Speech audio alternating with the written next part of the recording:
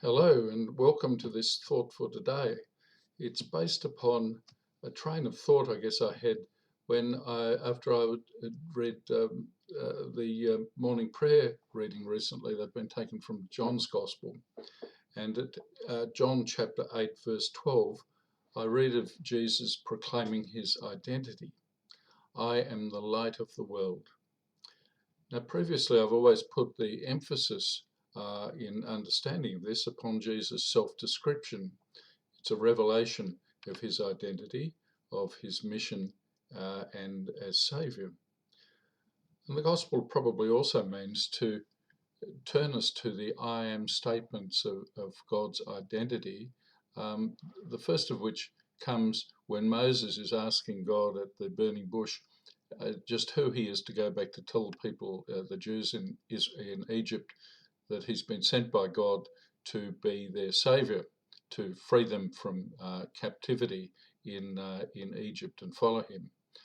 And he says, "Who am I to say that has sent me?" And God tells him, "I am who I am." A very mysterious and enigmatic description of who God is. Well, here Jesus gives an elaboration of that. I am the light of the world, he proclaims. But later on, thinking of the verse, I found myself thinking of a different interpretation of those words, an additional perspective, if you like. For I found myself thinking of all the different things in the world that give light to the world, all the acts of kindness, mercy, generosity, selflessness, and the list could go on.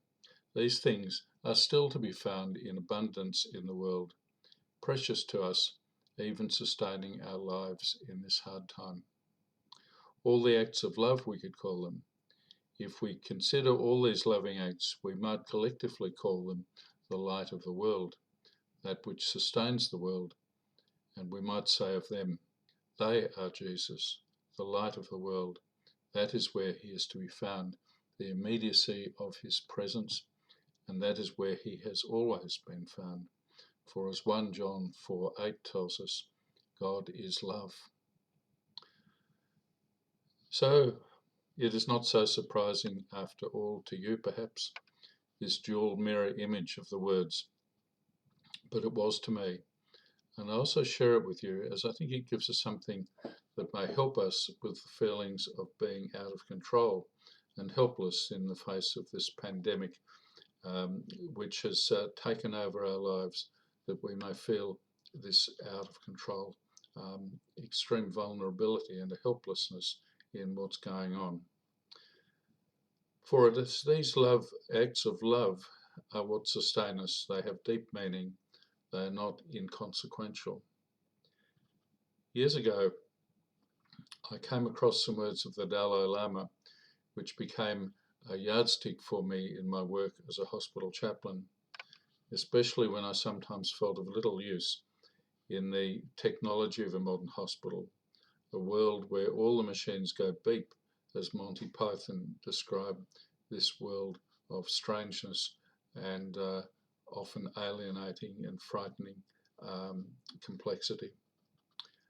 Places of healing, but places in which for the ordinary person there is often a sense of a lack of control in it. Well, these words of the Dalai Lama come from the foreword of a book entitled Prayers for Healing, 365 Blessings, Poems and Meditations from Around the World, edited by Maggie Omen. It's quite a lovely book, and the Dalai Lama writes there in the foreword, when people are overwhelmed by illness, we must give them physical relief, but it is equally important to encourage the spirit through a constant show of love and compassion. It is shameful how often we fail to see that what people desperately require is human affection. Deprived of human warmth and a sense of value, other forms of treatment prove less effective. Real care of the sick does not begin with costly procedures, but with the simple gift of affection and love. In the practice of healing, a kind heart is as valuable as medical training, because it is a source of happiness both for oneself and others. Not only do other people respond to kindness even when other medicine is ineffective, but cultivating a kind heart is a cause of our own good health. Similarly, inner peace can be found in prayer and meditation, but it is profoundly important that we bring that inner peace to bear in practical ways in the service of others. These acts of love sustain the world. Even though our lives may feel out of control, many of these acts are still available to us. They are important for others and also for ourselves.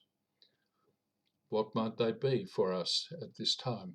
What is presenting itself for our loving response in our lives at this time? Jesus tells us that He is the light of the world, and He will be present in them for us and for others.